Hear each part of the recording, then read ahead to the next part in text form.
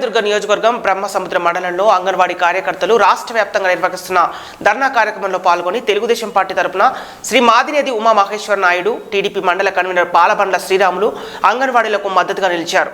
ఈ సందర్భంగా టీడీపీ మండల కన్వీనర్ పాలబండ్ల శ్రీరాములు మాట్లాడుతూ అంగన్వాడీలకు గ్రాట్యుటీ ఇవ్వాలని, గత 6 నెలల నుండి పెండింగ్లో పెట్టిన సెంటర్ అద్దెలు, టీఏ బిల్లులు తక్షణమే చెల్లించాలని, ఆయాల ప్రమోషన్లు వయోపరిమితి 50 సంవత్సరాలకు పెంచి రాజకీయ జోక్యాన్ని నివారించాలని, మినీ వర్కర్లను మెయిన్ వర్కర్లుగా గుర్తించి వేతనాలు, ప్రమోషన్లు కల్పించాలని, ఫేస్ రికగ్నైజేషన్ యాప్ రద్దు చేయాలని, సర్వీస్లో ఉండి చనిపోయిన అంగన్వాడీ కుటుంబంలో ఒకరికి ఉద్యోగం, బీమా అమలు చేయాలని, వేతనంతో కూడిన మెడికల్ లీవ్ సౌకర్యం, రిటైర్మెంట్ బెనిఫిట్స్ 5 లక్షలు చెల్లించి వేతనంలో సగం పెన్షన్ ఇవ్వాలని డిమాండ్ చేస్తూ గత 4 సంవత్సరాలుగా ప్రభుత్వానికి మొరపెట్టుకున్న ఏ సమస్య పరిష్కారం కాలేదని ఆవేదన వ్యక్తం చేశారు.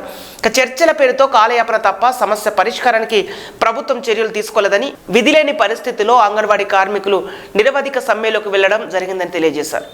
అంగన్వాడీ టీచర్ గారికి మరి ఇక్కడ మినీ అంగన్వాడీ టీచర్లకు మరియు ఆశా వర్కర్లందరికీ, మినీ ఆయాలకు అందరికీ కూడా నా యొక్క నమస్కారం.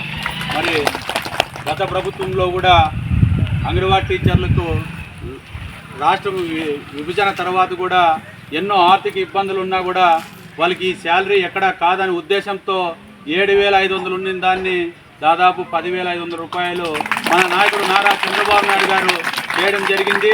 మరి ఈ పెద్ద మనిషి పాదయాత్రలో ముద్దులు పెట్టుకుంటా పోయి మరి ఈనాడేమో అందరికీ కూడా గుద్దే పరిస్థితికి వచ్చాడంటే ఎంత సిగ్గుమాలింతరమో మనమందరూ కూడా ఆలోచన చేయాలా.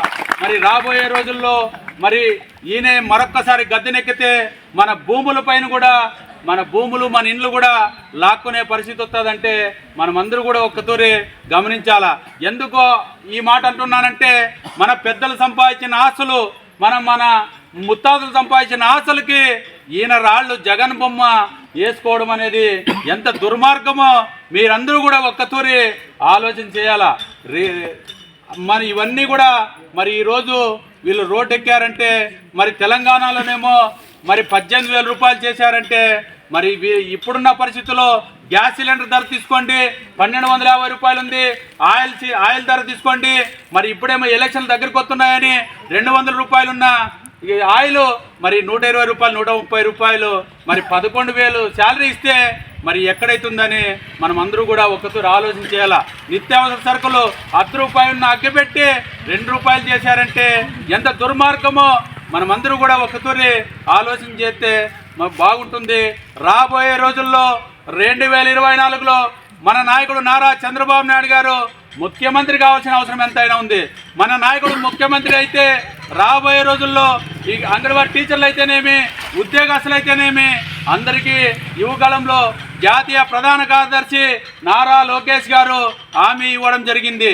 మీకు టీఏ కానీ డిఏలు కానీ మీకు ఏమి పెండింగ్ ఉన్నా కూడా ఇప్పించే బాధ్యత మాది అని చెప్పడం జరిగింది.